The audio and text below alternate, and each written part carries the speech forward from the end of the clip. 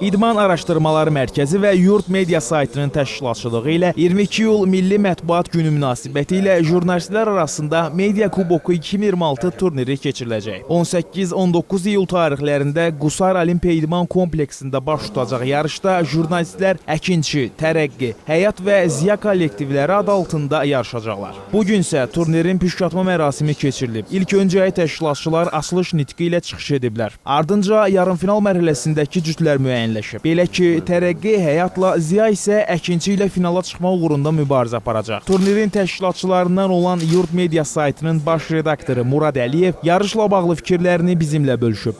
Komandaların adları simvolik olaraq bizdə Azərbaycanda nəşr olunmuş Əkinçi qəzeti, Ziya qəzeti, Tərəqqi qəzeti və Həyat qəzetinin adlarından götürülüb və ümid edirik ki, bu ildə maraqlı yarış təşkil olunacaq və yarışın əsas məqsədi jurnalistlər arasında həmrəyliyin daha da inkişaf etməsi və media nümayəndələrinin asudə vaxtının təşkil olunmasından ibarətdir.